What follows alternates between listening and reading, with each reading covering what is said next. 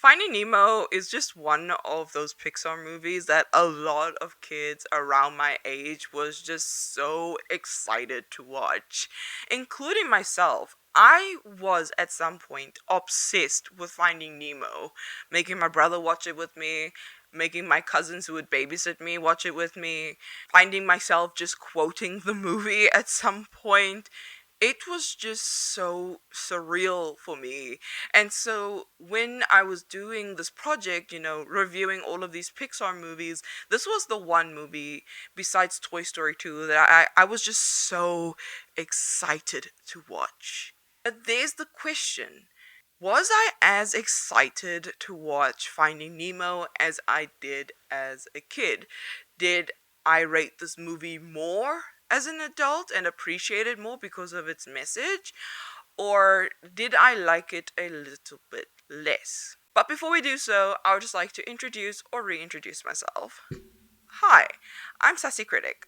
I talk about films, television shows, and everything around it, so if that's your thing, hop on for the ride. If you love film and television show discussions, be sure to subscribe and hit the notification bell. Thank you so much for watching, and let's get back to the review of Finding Nemo. Finding Nemo follows this fish named Marlin. He's a clownfish. Him and his wife are about to be having a whole lot of babies.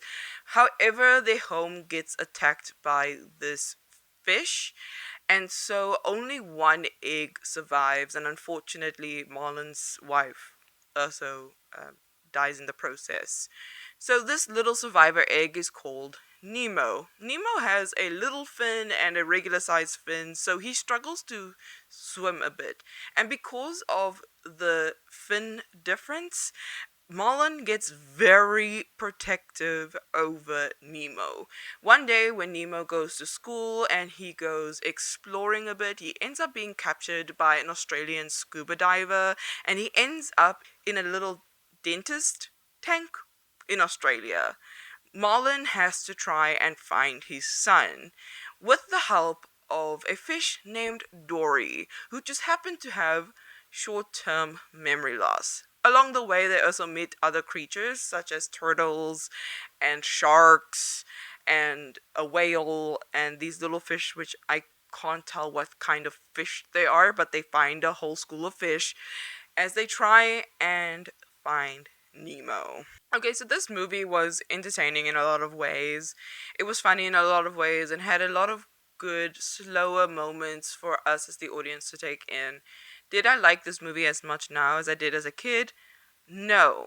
But considering that I was very obsessed with Finding Nemo as a kid, I think me liking it a little less now is okay. One standout character to me is Bruce.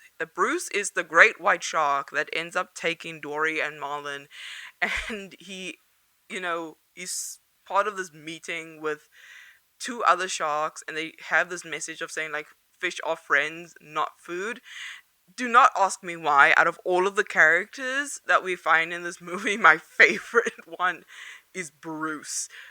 It just happened. I thought it would have been the turtle, but nope. My favorite character in the movie is Bruce, which is so weird because I think they had a little bit less screen time than the turtles.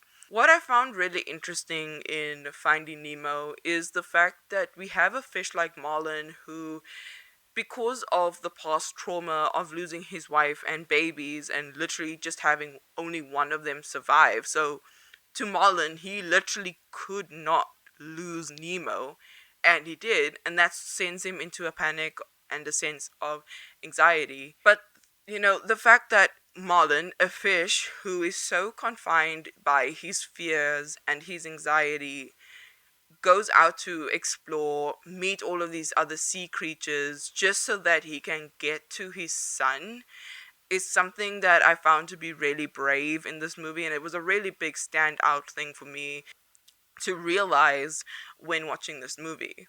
Another big standout moment is realizing that both Marlin and Nemo are trying to be reunited. It's not just Marlin trying to get to Nemo.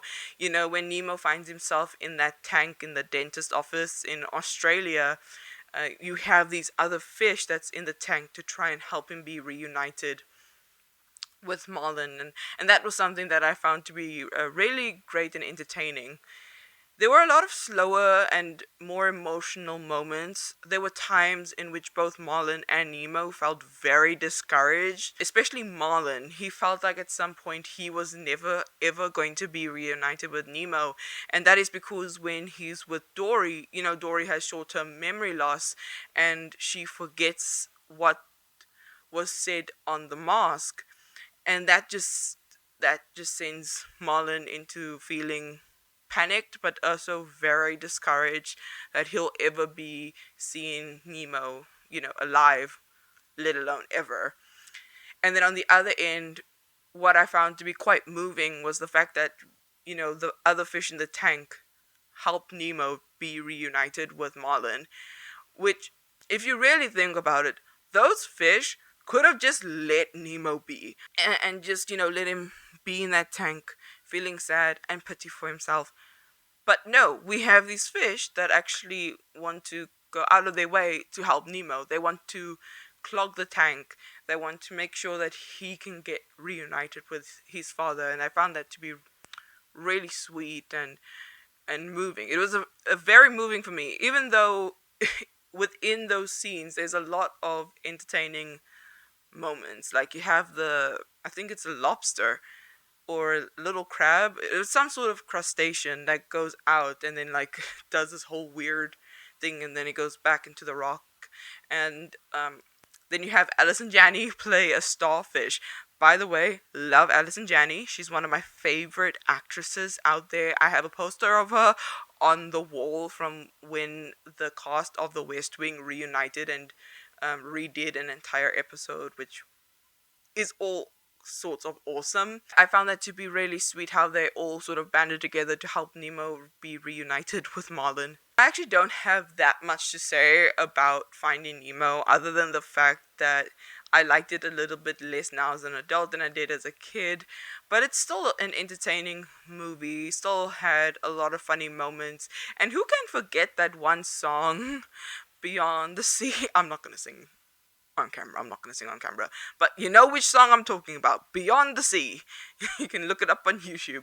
But yeah, overall, I guess I would rate Finding Nemo a solid 7 out of 10. And I would still recommend it. And yeah, go ahead and rewatch it if you've already seen it. And if you haven't seen it, definitely go ahead and watch it for the first time because it's still a really good movie to watch.